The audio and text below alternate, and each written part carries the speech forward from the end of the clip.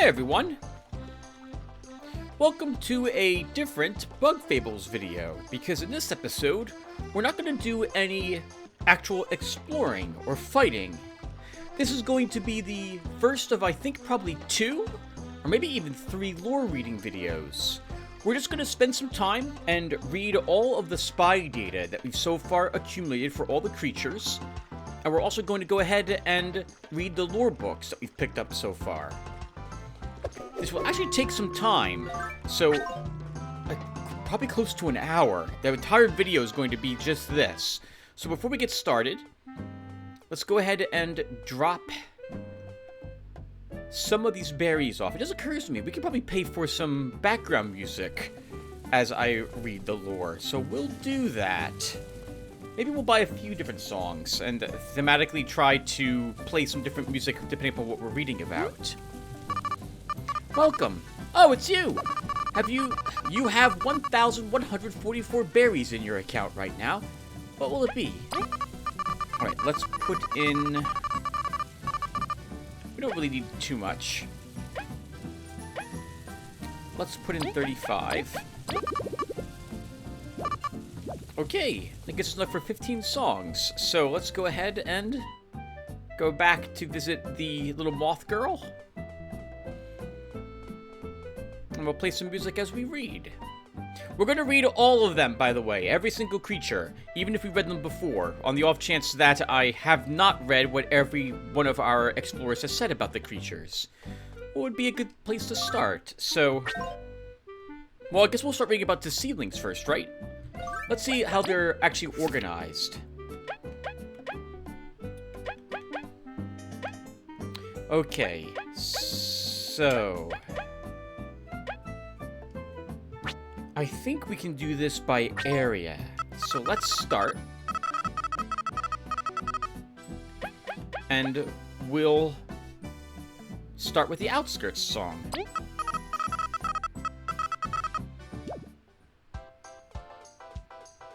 Alright, let's go ahead and start reading. So, the seedling. The common seedling, characterized by the rectangular flower adorning its head, is one of the most common species in the world.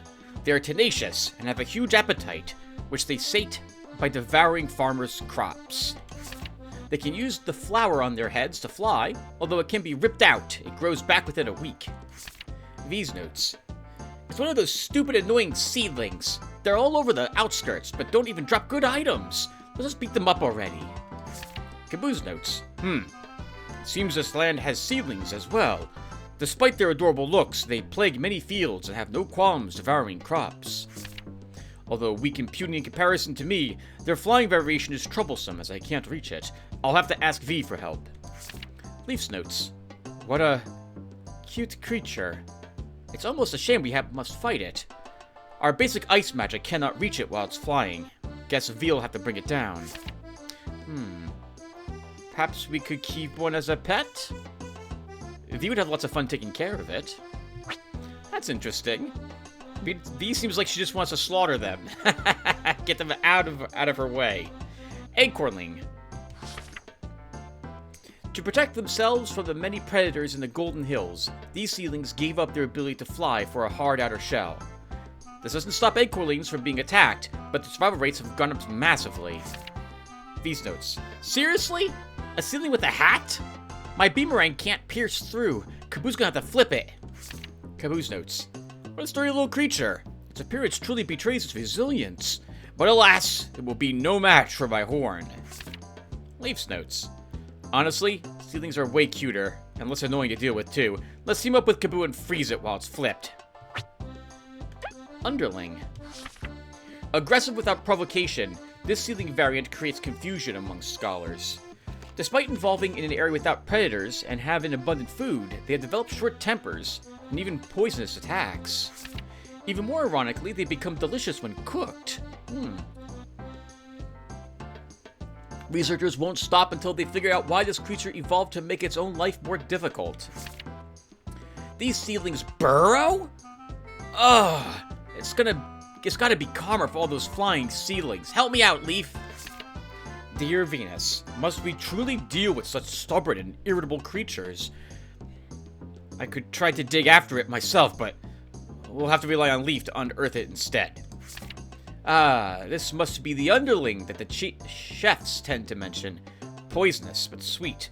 If it digs under, we'll use magic to bring it up. Let's try to capture one for research. Cacticling.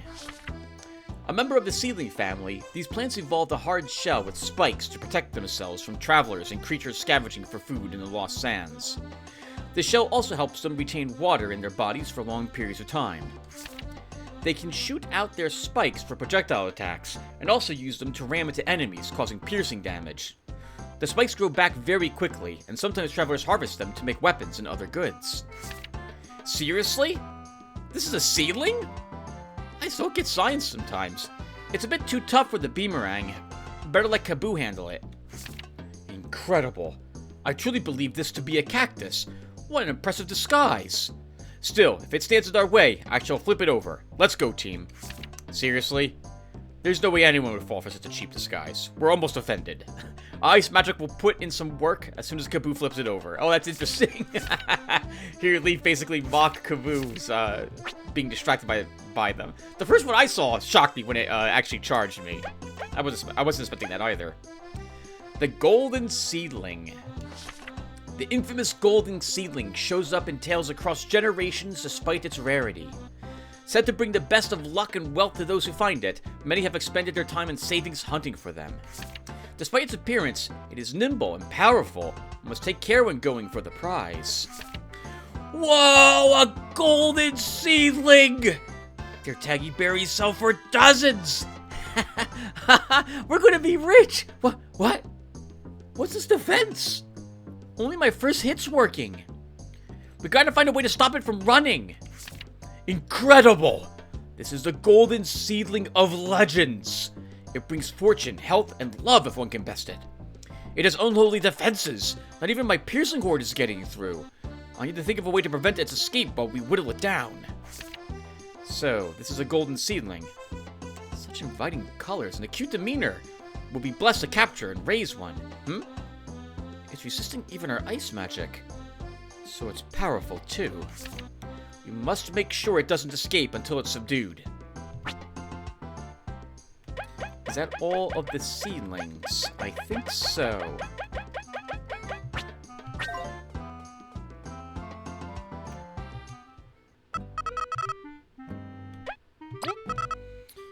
So let's now try Snakemouth Den.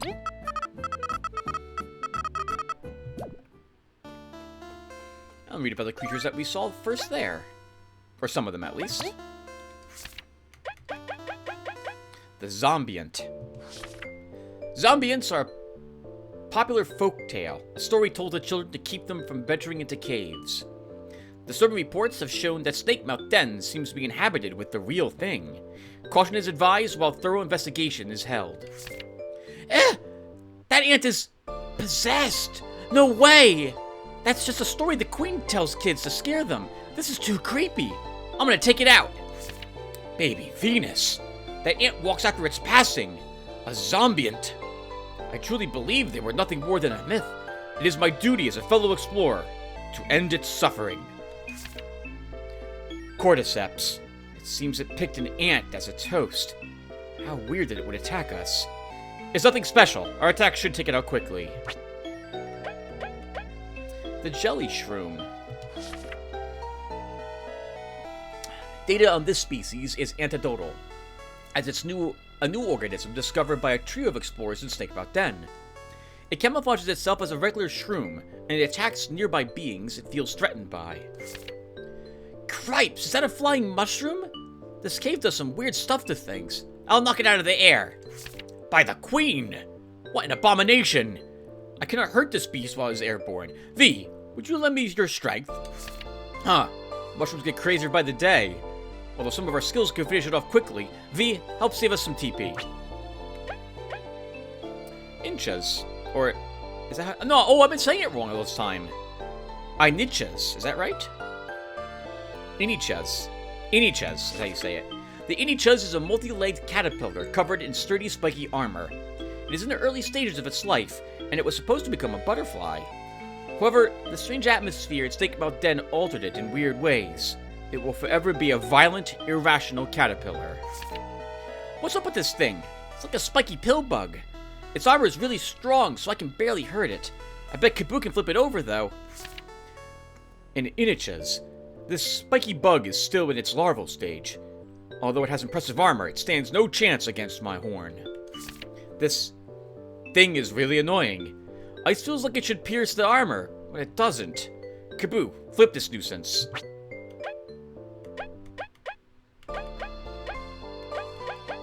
Okay.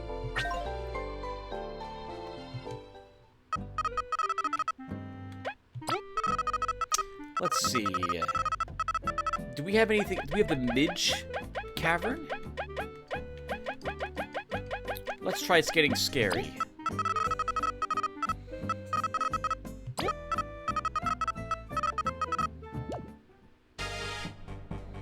Oh, combat music. Okay, we'll play this when we read a little more.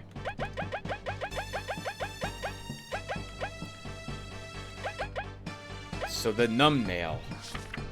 This one-eyed snail travels slowly across the gold. No, hold on. No, this is too distracting. I can't have this music play. It can't be this one. No. That was a mistake. Let's see. We have the Golden Hills. Blessed Golden Lands.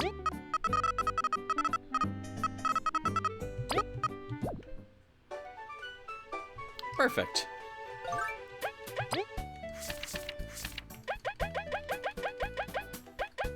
Okay, so the Numbnail.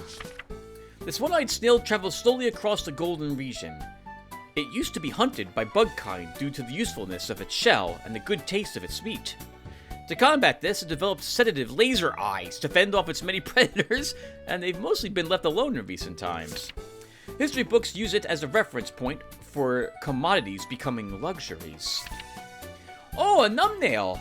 I hear Numbnail sedatives go for a lot of berries on the market. I'll try to take some for myself when Kabbu flips it out of its shell. Oh, isn't this a Numbnail?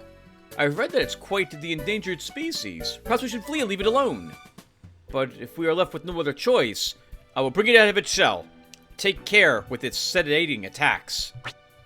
Oops, I didn't finish it. What a hideous snail! It's all slimy and disgusting. It's stubborn, too, going into its shell when under our attacks. Maybe Kabbu can draw it out? Let's make sure not to be hit by its sedatives.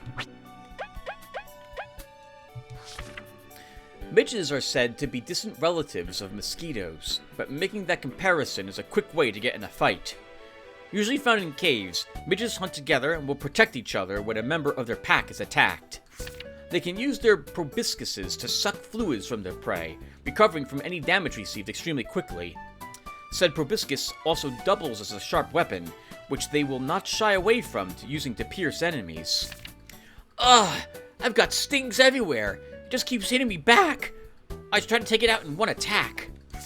Midges, their stings get so itchy. But even so, I should draw in their group attack so we can knock them all down safely.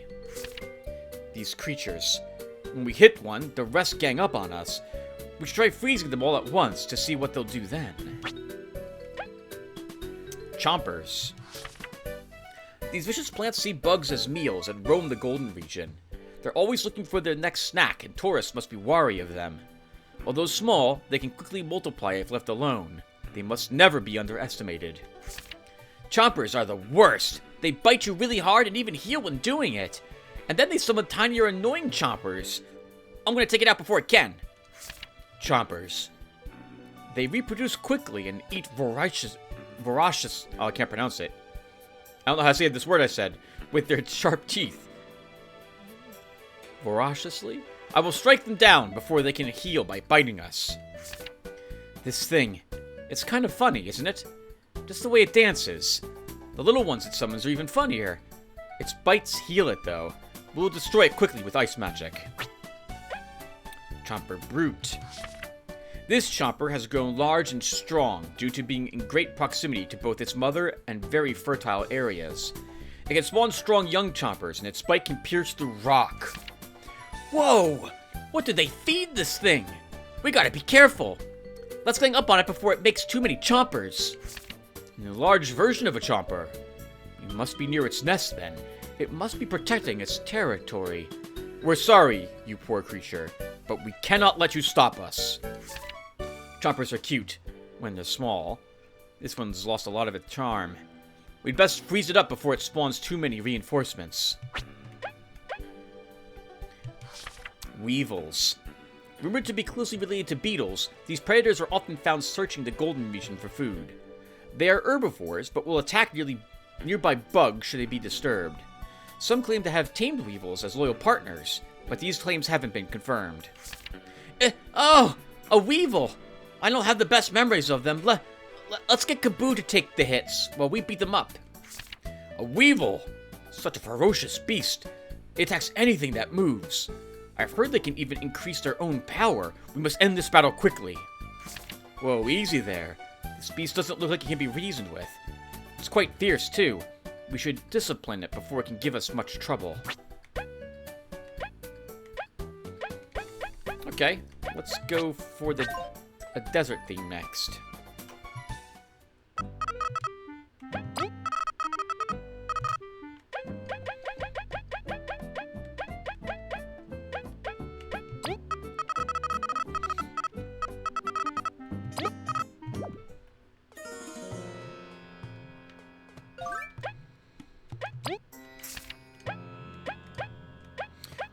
Two total creatures. My goodness, this game's got a lot of stuff in it. Sorry about this. Let's see. So we want the Psycorp. The rustling sound of scattering sand warns travelers of the presence of a Psycorp. Its claws can poison or sedate depending upon the situation. Prey gets sedated and predators poisoned. Travelers, unfortunately, are subject to both. Huh. So this is a Psycorp. I think their poison can make some nice items, but let's beat it up. Let's not beat it up too bad, or no one will buy it. Leif, get out if it goes under. I never did like these blasted Psycorps. Leif, use your magic to unearth them. We must be careful, for they may faint before striking us with poison or sedatives. This creature, it gives us an ominous feeling. We were never a fan of sedatives. It is otherwise unimpressive. Not even digging will spare it from our magic. Let's decimate it. Arrowworm. The arrowworm is the most hated pest of the Lost Sands, annoying villagers and bandits alike. Its sharp teeth can cut through many strong materials, leaving many homes with more windows than they need. Explorer efforts have been made to lower their numbers, with moderate success. That's an arrowworm, right? It's buried all the time, so I can't be super sure. Oi, Leif! Get it out of the ground or we're gonna have to book it out of here. If I remember correctly, this local beast always stays beneath the sand, waiting to devour prey. Its teeth are so sharp that they can bite through stone. Leif, we will need your assistance. Our enemy is rustling sand? Just kidding. It seems to be a buried sand-dwelling worm of some kind.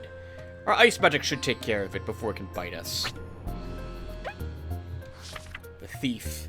These dragonfly thieves lurk within the Lost Sands. The buzz their wings produce while flying hinders their sneakiness, yet their mug tackle is 100% effective. Voted the cutest members of the Desert Bandits, the other members make sure the dragonflies eat first during times of scarcity. A thief? There's nothing worse in the world! The nerve to steal my hard-earned treasure! I'm gonna knock him out of the air and take everything he's stolen. Darn, that flying thief keeps stealing my favorite snacks, and I can't reach him at all. Quick, team! We must defeat him before he uses them for himself. Adorable. We've never seen a flying thief before. He steals food before anything else.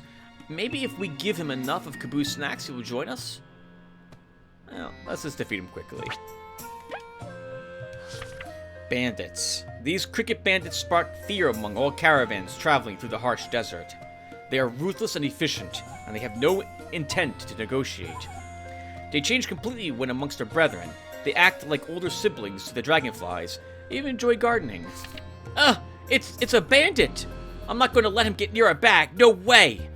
Maybe I'll just let Kabbu take the hits while I throw my beamerang at him. Wait. What if they steal my beamerang? Hope I'm not worrying too much. Huh, a cricket bandit. It has been a long time since we encountered each other. Be ready, you rascal. My strength is far greater than you remember. So, this is a bandit. Can't say we've seen one before. Times must have gotten rough. As long as we deal with them quickly, we will have no need to worry over our possessions. Let's freeze it in its tracks. The burglar. This is a ladybug? These ladybugs turned to crime after their exile, doing little to improve their already poor reputation. They still dream of returning to the Ant Kingdom despite their crimes. It's undeniable, however, that their actions only make that dream stray further away. Ugh, this is bad. Burglars are the worst. I can't believe how fast they can tackle being so big. They're tough and good at stealing, too. I hate them. Let's finish this quick. This burglar. Must he be like this? Have ladybugs not been tarnished enough?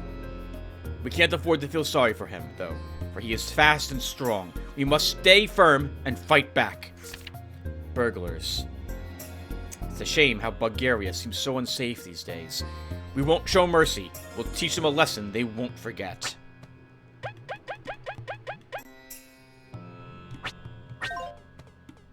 Factory time.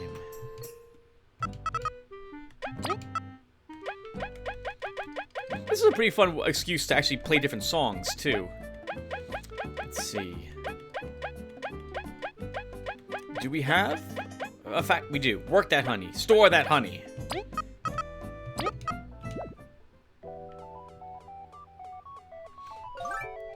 Yes, I have to walk back over here. I just realized I'm walking over here for no reason. I don't know why I'm doing it. I guess I don't want to be seen reading the lore, my info book here, my bestiary. Denmuki. These lesser caterpillars roam around the honey factory, attracted by the abundant electricity in the area.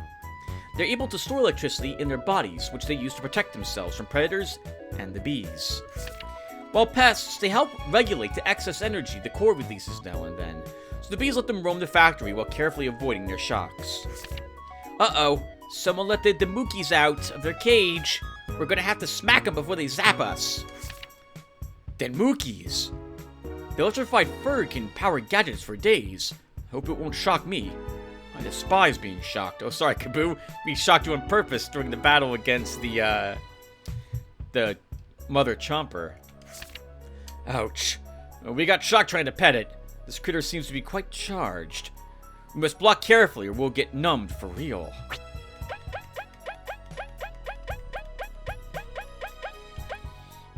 Bee Boops.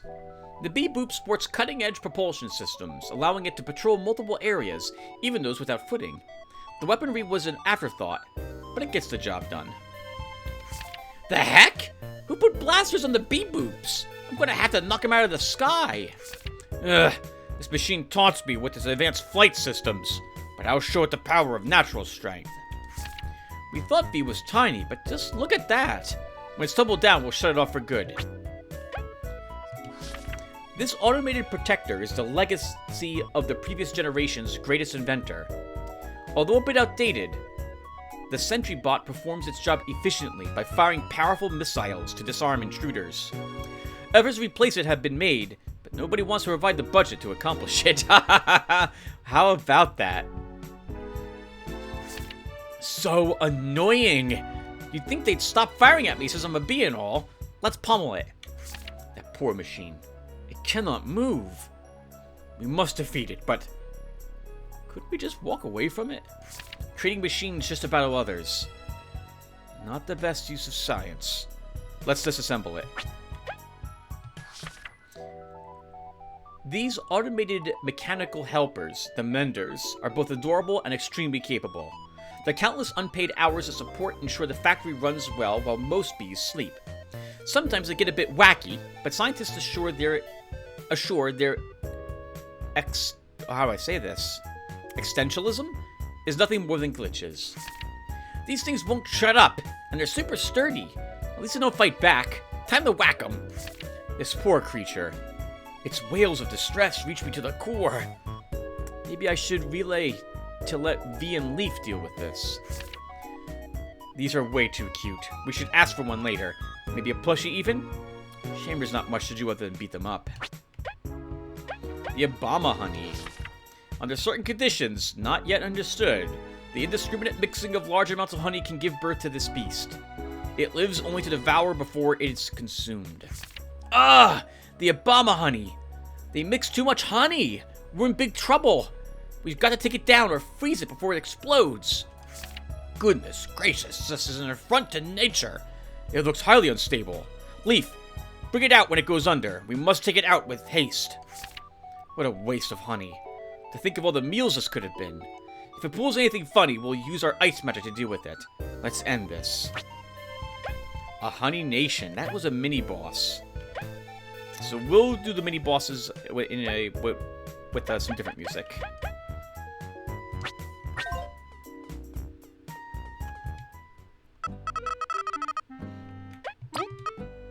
Let's see.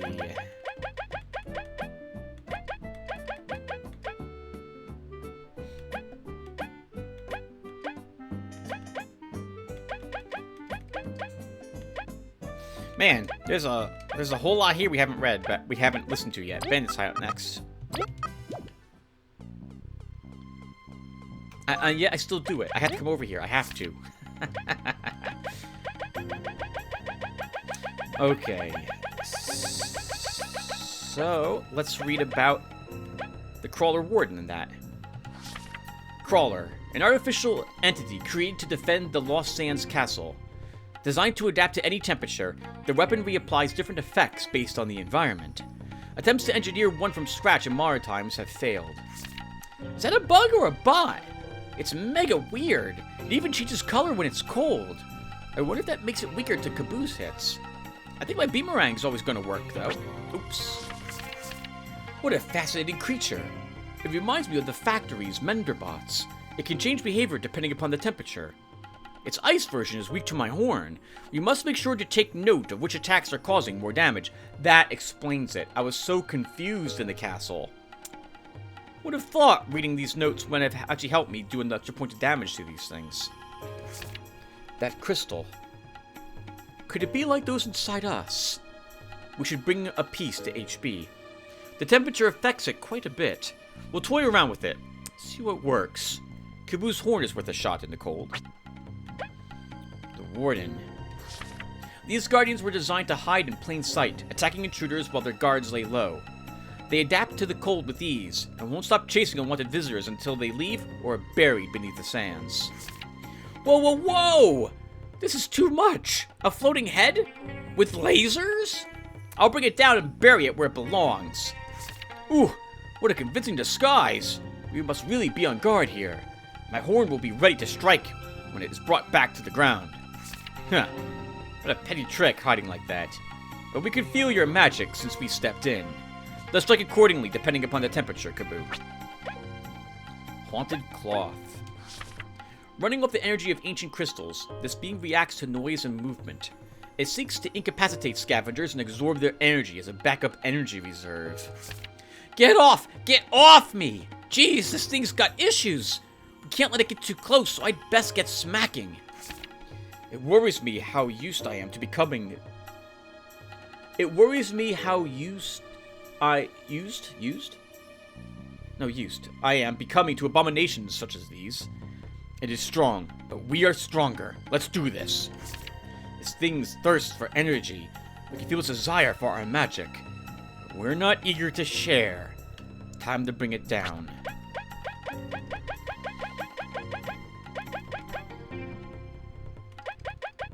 Okay, then it's wasps, and then mini-bosses and bosses.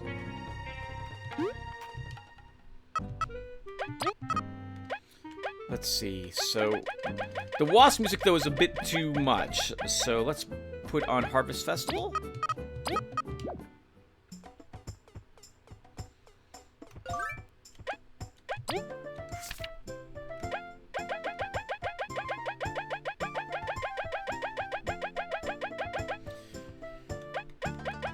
Okay, and Wasp Scout. Do not be fooled by the soldier's petite figure. Wasp scouts are just as deadly and vicious as the rest of the army. Using their prowess in flight, they honor their name by scouting ahead to ensure a smooth operation. Whoa, he's fast! Okay, focus, V. You gotta aim super well if you're gonna win. We can't let him call for more friends. Scoundrel! I will give you a chance to retreat before V knocks you down. No? Then face our wrath. Even if you call for reinforcements, we won't falter. We don't need your annoying buzzing in our ears. You won't be able to call for backup while frozen. We'll make sure to send you flying back to your king, trapped inside an ice cube. Wasp Trooper. These foot soldiers of the Wasp Kingdom follow their king's orders obsessively. Even when losing, they will go down fighting. Wasps are trained to be soldiers when they become of age, but these are exceptional, even amongst them. What's the Wasp Kingdom's problem? Why do they have to walk in and start causing trouble? I'm gonna teach them a lesson. The Wasp Kingdom could possibly justify sending soldiers to attack Bugaria. For now, I'll focus on making sure they bring us no harm. This Wasp Trooper, we wonder if he's vile or just following orders. Regardless, if it's going to shake the peace, we'll freeze him in his tracks. This is interesting. These should be girls. All the wasps should be girls. The girls, in real life, female wasps are the ones with stingers. They're the ones that go out and hunt. They're the ones that bring back the food for their nests. They fend off enemies, and they make new homes. The male wasp's only purpose is to breed. If I remember correctly, male wasps are also basically bullied as long as they're in the hive. The female wasps make sure that they get, like, the first dibs on food and what have you, because the males are basically leeches. Alright, we'll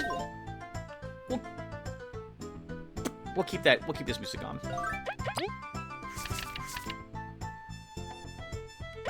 I was also worried about the Wasp King. I thought it would be a Wasp Queen that would be the leader of the wasps. Maybe he's tired of being picked on. Okay, Venus Bud. According to the Acolyte Aria, these sturdy plants are part of the harvest goddess Venus. They have amazing healing properties and will always support the denizens of the Golden Hills when possible. They can also shoot pollen, capable of making the liveliest of bugs fall asleep. When angered, they are able to take flight and will shoot their pollen non-stop. They can even heal their own wounds as long as they are rooted. Their truly divine properties require further study. Hey, this is a Venus Bud. I saw them in a storybook once. I wonder if they drop any rare items. I can get rich proving they're real. But maybe they'll get mad if I find out I heard it. Less thinking, more fighting. These beings, they are similar to Goddess Venus. This hill is truly sacred ground. Still, the fact they fly when I strike them is a bit cruel. I need to get a weapon for these situations. There's something off about this creature. We can't help but feel it's a shell. How unsettling. Well, it's on the ground. We'll make sure to target it. Acolyte Aria. One of Venus's acolytes, Aria spends her time in the Golden Settlement, preaching the words of Venus herself. She prays in order to summon vines, which she can use to attack or to propel herself for a nasty kick. What the heck? You're telling me prayer lets Aria summon huge vines? Maybe I should start praying too. Meh, I'll just use my boomerang to hit her while she's up in the air. Acolyte Aria. I cannot believe how much power her faith has bestowed upon her. Her vine platform is troublesome. I'll cut it down if I must. Impressive. We thought Aria was just an obsessed preacher, but to be able to fight this well was commendable. Still, we'll make sure to freeze the vines she summons. Where is the Venus Guardian? This fearsome beast was created by Venus for a combat trial using a sunflower as its base. It had many abilities such as flight, seed cannons, and sheer strength. To top it off, the goddess herself increased its abilities during the battle. If Venus created this beast in mere moments, there's no telling what her true powers could do with more preparation. So big. That's one ugly face. But it kind of smells like pollen. It's really distracting. Gah, Leif, just hit it already. to be challenged by the goddess. Am I really worthy? No matter, I will cut through its defenses, for the artifact, and for Leif. What a hideous beast. Very unlike Venus. It's the only thing standing between us and our answers. We'll strike it down. The spider, the ender of journeys. This vicious spider made Snakemouth Den its hunting ground while guarding an ancient artifact. Seemingly immortal, it haunted the cave for countless moons before being defeated by a trio of explorers. Although it is now gone, the stories of bugs trapped in its web will haunt explorers forever. This spider, it just gets scarier the more I look at it. But I'm not going to run away this time. I'll knock it out of the sky whenever it climbs up its web. Let's speed up and get that treasure. We meet again, you vicious affront to bugkind. For all the suffering you've caused, we will see to your end. I'll rely on the others to knock the beast down when I can't reach it, and use my skills to protect them from damage. This may be unbecoming of us, but after so long, we're going to get revenge. For all the time we spent inside that cocoon, you will suffer tenfold. And as long as V keeps it knocked down, we will attack it without a hint of mercy. The Heavy Drone B-33. The culmination of years of research, the Heavy Drone B-33 was created with a single purpose: protect the factory's core. Although it was heavily damaged in combat, with some repairs it'll be back better than ever, ready to serve the Bee Kingdom. Malby wasn't kidding on orientation day. This thing's super tough. I'm gonna hit it tons of times so it comes crashing down. This poor robot. It's only doing its job. We cannot back down. Oh, but we cannot back down. I'll do my best to draw its fire while V knocks it down. Technology has advanced quite a bit. This is an impressive machine. V can knock it down, but we must be wary of its delayed missiles. Our formation will be crucial.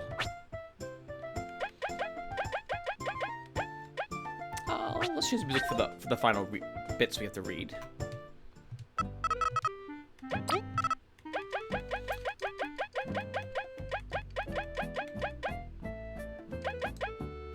This will be the Mathiva song.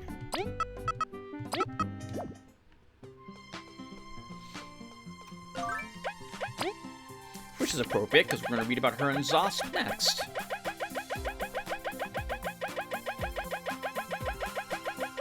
Oh my god, Tim, it's just so much time spent doing this nonsense. It's too late. It's too late. I'm committed to finishing this episode. Mathiva. One of Bugaria's most famous idols, Mathiva also works as an explorer.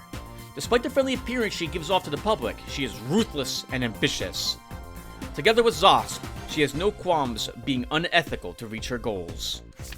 I don't even know why I got excited to meet her. She's just another pretentious, snotty bug. I've got to be careful hitting her, though. Zosk gets really mad. Mathiva, you are respected and adored by so many. It pains me to see your true colors.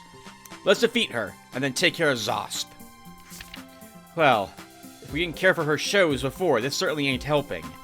We should probably knock her out first, even if Zosk gets mazzed. Let's wrap this up. One of the few wasps to be accepted into the Ant Kingdom, Zosk hunts for treasure like many other explorers. His allegiances and motives are completely centered around Mathiva. When she's not around, he loosens up a bit. Huh, so you really want to fight, Zosk? Bet you think you can win because you're all cool and tall? Prepare for a boomerang to the face. Zosk, we are fellow explorers. Why must we fight? As much as it pains me, I won't let you get in our way. Fancy fighting you here, Zosk. You've already lost us in eating, and now you'll lose in combat. We hope you'll enjoy the bitter chill of defeat. Astothiles? The leader of the Lost Sands Bandits, Astothiles lives by an ironic code of honor. He vanishes and appears without notice, his every mission dedicated to improve life in his hideout. It is said he wishes to establish his own country, but with the list of his crimes only increasing, this becomes unlikelier every day. By the end of the day, the love and loyalty of his bandit family is enough for him. You crook! What if I never found my boomerang? And what's with ruining my items? I don't care if you're the boss. You're gonna go down. What mastery of the blade, even with just one arm. It reminds me of Maki's strength. With lightning speed, he crushes our items. We must make this a quick bout. Honor. What a joke of a request, coming from the one who leads thieves. Break our items if you want. You're going to pay for imprisoning us all the same. How about that? I thought when V mentioned destroying items, it was a potential, well, not a potential outcome, but it was referring to them stealing our stuff when they had captured us, and not him actually knocking things out of our hands. Interesting. I feel like the description should have mentioned that he was destroying items as we tried to use them, if you wanted to not have to learn that the hard way like I did. The Dune Scorpion. This rabid bee... Is it rabid? It's a bug. Do bugs get rabies?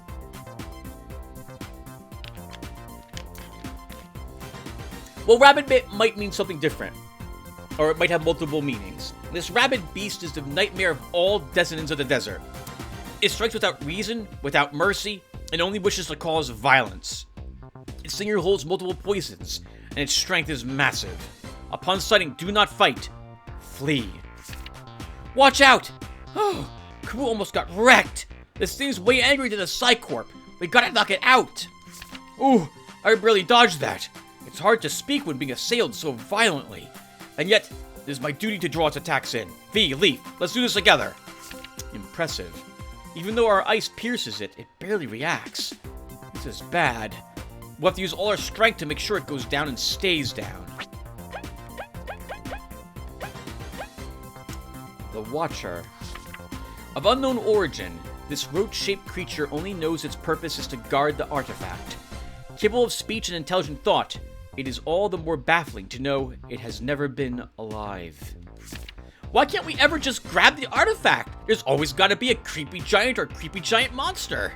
A creepy giant or a creepy giant monster. We're super close to the sapling. I'm not going to let you stop me. What a formidable sorcerer. I can't predict its moves at all. Perhaps because it is not truly alive. Defeating it will be an act of mercy, and my horn shall deliver the victory. What sad magic. Trapped in here, feeling nothing but anger and contempt. We'll put you to rest. Forever this time. The Mother Chomper. A chomper that grew in extremely fertile soil and was exposed to just the right amount of light. She spawns endless chompers to bring food to her, as she cannot move her roots. Despite that flaw, she is strong beyond belief, and can devour bugs in one bite. I almost got eaten! This thing ain't messing around! She keeps spitting chompers out! I think I'm gonna beat her up first! Ugh, what a formidable beast! And she brings endless reinforcements as if she wasn't strong enough! It'd be best to freeze the smaller chompers while we focus our efforts on this monster. What an incredible appetite this monster has. We can respect that. Our ice magic should prove effective in stalling the smaller ones. Then we can take her down. Maybe that would work in normal mode, but on hard, I felt like we had to reduce the amount of ads to a minimum. The Devourer. In the early days of the Golden Settlement, windmills were being set absolutely everywhere to test energy production limits. A team of scientists began building a few east of the town, not noticing the fly traps growing underneath of them. By the time they realized it, it was too late. A gigantic devourer attacked, accompanied by vicious fly traps. Although most managed to escape, the devourer had yet to pay for those it swallowed whole. In an expedition, Team Stakemouth finally delivered justice. That thing's huge! And poisonous! And hungry! And it's got friends! This sucks! We gotta beat it up before we all get eaten! You monster! How dare you devour other bugs! I'll cut you and your lackey stems down. V, Leif! If someone gets swallowed, fight from within! We shall not flee until you escape. To think if Plant and its minions could harbor such malice. This fight doesn't favor us. It may aim to swallow us. V, Kabbu, don't even think about fleeing before we break free. Sen. Born in the Golden Settlement, Sen always found his peaceful town to be a big bore. After moons of pranking the villagers, he moved to the Ant Kingdom and met Pisky. His years of forming a rascal team were shut down by Maki, and he resorted to petty vandalism. Hopefully, some time behind bars will help him rehabilitate. What? You get called out, you come at us with a stick? Like that work on something like a spider. Just give up already. Maki's judgment was correct. You're not ready to be an explorer. It's not only to gain riches, but to help others. Now let's cut up your sins. What a clumsy weapon. It's clear this one hasn't fought any real battles. Doesn't mean it's not stubborn, though. Well, to put him in his place. Pisky. Pisky always felt out of place in the orderly Ant Kingdom. After meeting Sen, she truly blossomed into a troublemaker. Her new lifestyle was cut short when Maki rejected their team, and Team Snakemouth caught them harassing Amber. Maybe after her sentence is up, she'll go back to a quiet life. Oi, you can't solve your problems by throwing rocks at us! I didn't say that so you build a wall. Ugh. Whatever. The boomerang goes around it. You're making this more difficult than it needs to be. The first step to being forgiven is apologizing. Ugh. That rock got me in the horn. That's it. I'm crushing you and your rocks. Your inexperience shines through. You're really dealing with this whole thing the wrong way. Well, doesn't seem like you're willing to listen. Our ice will sneak past your defenses. Monsieur Scarlet. I feel like we should change some music for these last few.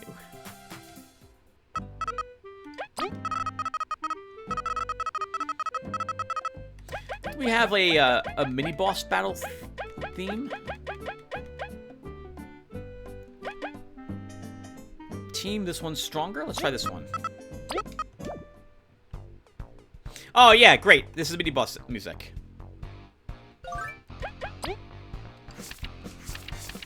Great music from Mr. Scarlet. He was really tough.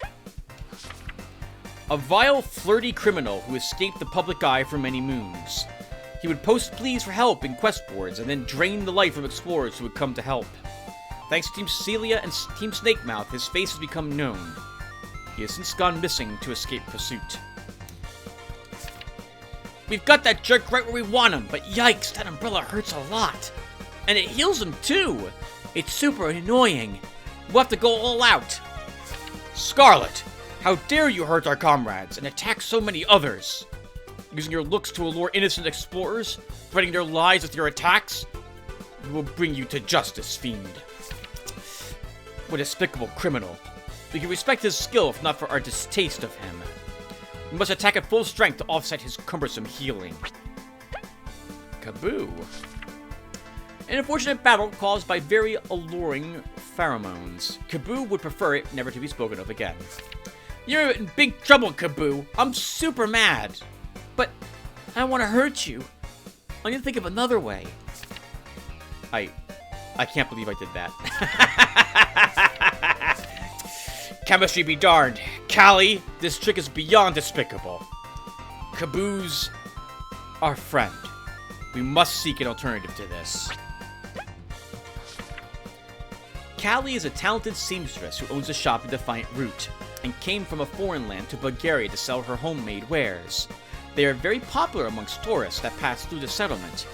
She is also well known for her exotic dancing, something she learned in her homeland. This dance is able to boost people's morales no matter what, making her a dazzling partner who supports her allies with various boosts. She tends to panic and surrender when she's targeted, though. She can't risk damaging her hands. Oh, I didn't realize that maybe we could have just beaten on her a bunch and then she would have just given up the fight. I'm sorry about the vase, but you're going too far. Give Kabbu back. Maybe if I knock her around a bit, she'll stop dancing and start listening. I'd rather not say much about her.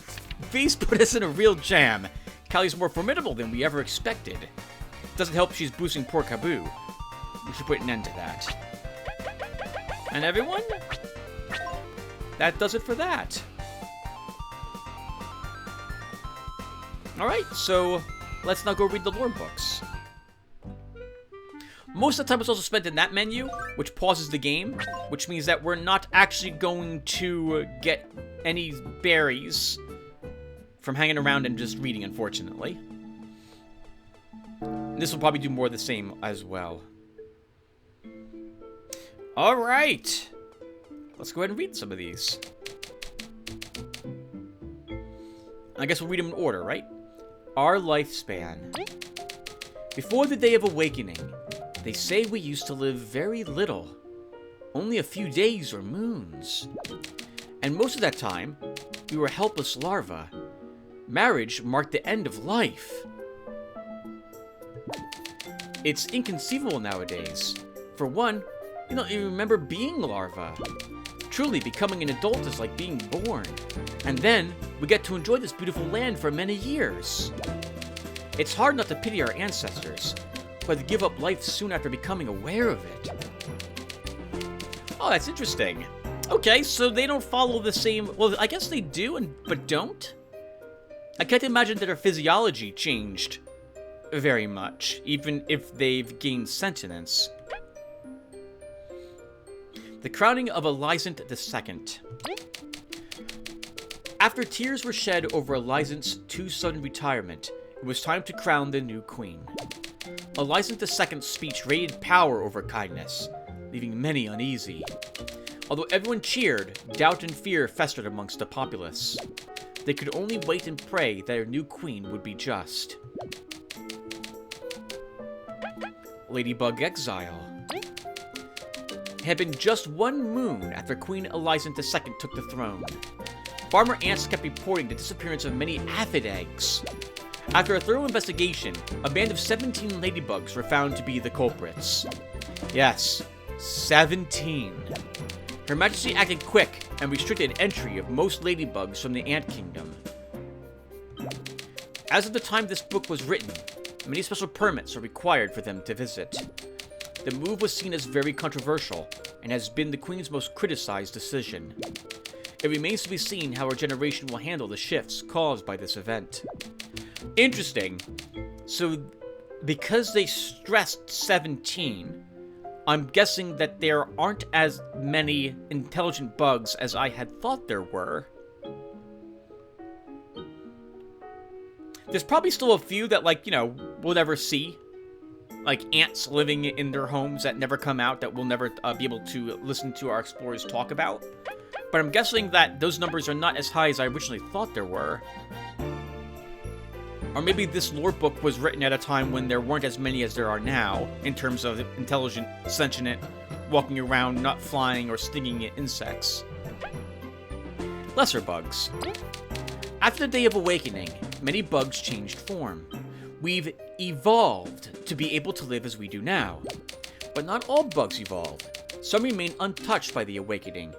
We call them lesser bugs. Oh, this is like the creatures from the Narnia books, right? There are some talking horses, but not all horses talk in that world. Spiders, midges, weevils, and some others did not gain sentience. They remain unchanged. The causes for that are still being researched, but unless another Day of Awakening happens, it will be difficult to study the changes. However, it's been concluded lesser bugs have become more ferocious and will attack bugs that come near them. The Everlasting Sapling.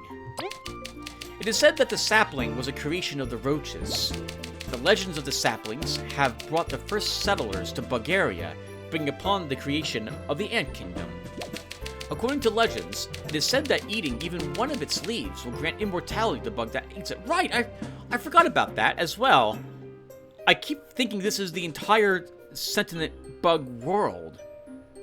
But this is not the case, is it? This is one smallish area. The queen that's here is not the queen of all the ants, just the queen of the ants in this particular colony. Our only clue to its whereabouts are artifacts mentioned in ancient texts. They say one resides at Snake Mountain, but its dangers have proven too much to conquer. Was it truly made by the roaches? Could it have caused the roaches to vanish? I hope this chapter of history will be cleared up in my lifetime. I wonder who's writing these books, by the way. A brief history of bees. The bees are close allies with the ants, and came in shortly after Elizant I settled down in these lands. While they used to make honey themselves, technological advancements made robotic drones slowly take over the honey's production. Many bees of the newer generation, barring scholars, do not fully understand how to make it. Wow!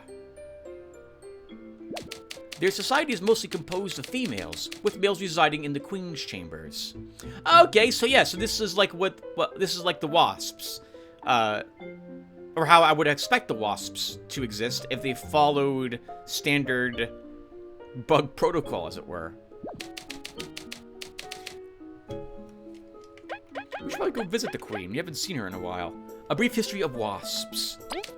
Although they've been around long before Lysan I's arrival, the wasps lived just outside of Bugaria. Thus, the ants hold the title of the first settlers. They control most of the northern territory, composing of the far grasslands and wild swamplands, and will attack anyone they catch intruding. I mean, so my brief exposure to wasps was cutting down a hive, a nest. Is it a nest? I think nest is the proper term to use. I hadn't even noticed it was on the branch as I cut it down, and I was immediately attacked, because of course I would be. Why wouldn't I be? And I managed to get away from the wasps after a little bit, and then I had the nest destroyed, unfortunately, because its position would allow them to harass and attack nearby neighbors, especially their children or animals. But they probably would not have done that, as long as you didn't approach the nest directly. I thought they might flee the nest after it had been on the ground and go someplace else, but the queen wasn't dead. And so they were perfectly fine with the nest being on the ground. Interesting. I really regret actually destroying the nest in the end, but it was probably the safer thing to do, given where it was positioned after I had cut it down. But I probably could have left it in the tree. Had I noticed it was there, I totally would have left it alone, because a wasp nest can be very beneficial in killing a bunch of other things. These wasps were bald, I think they're called bald-faced wasps? I think is what types of wasps they were. Due to a history of internal conflict, even the young are well versed in military tactics and combat. Oh, that's a very brief history of the wasps. Termites. The termites, like the wasps, lived in these lands before Lysan I, and like them, lived just outside of Bugaria. An isolationist society, they say the termites were close allies of the roaches, and as such possess advanced technology within their dome. Unlike bees and ants, the termites possess both male and female soldiers, and workers in their societies. Oh, okay. The ants must consist mostly of then females for their warriors too, and bees. Wasps would be the same. I wonder why they're not. They're also very good builders, and know how to use clay well. I wonder if that's important for us to know for some reason. The roaches. The roaches are the oldest of the bugs that rose after what they call the Day of Awakening. Having mastered the art of crystals, their civilization rose on top of this abundant power source. However, they suddenly disappeared. Many have speculated on the reason. Popular sentiment is that some sort of civil war must have led to their civilization to crumble. Personally, I doubt it. Surely some would have remained then. If some roaches did survive, they live far from Bugaria. Perhaps not even they would know of what their ancestors did. The last book is The Lost Art of Flight. History tells of insects soaring through the sky, covering great distances. Nowadays, only the bees, wasps, and a few lesser species seem to retain that privilege. Even so, most bugs continue to possess wings. Day-to-day life doesn't quite need flight, so perhaps we as a collective have evolved past it. Could it be that one day bees will not flap their wings any longer? Alright guys, so that's going to be it for the lore reading video. Hope it was acceptable. I do apologize, now that I've finished it, for all the flip-flopping between the music. If only because of all the text that the Ocarina girl says. But, well, whatever. It's done now. Let's, well, at least this first one. Let's quickly also check to see how many berries we got. It's been about an hour since we started this video, but it has not been an hour since we... the game has not been running for an hour. Well, I'm pretty sure time is paused when this screen is up. So any of the reading that we did there didn't happen. But I did notice it wasn't paused when we were reading the lore books.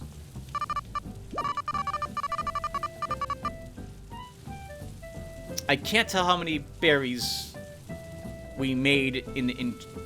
Oh! Maybe we actually just get berries based on the amount of time that elapses while the game is running. And I could just leave this up even while it's, like, paused? That still counts, because I'm pretty sure we gained almost, like, 100 berries. Alright, well, anyway, I'm babbling. Thank you guys for watching. And in the next one... we will...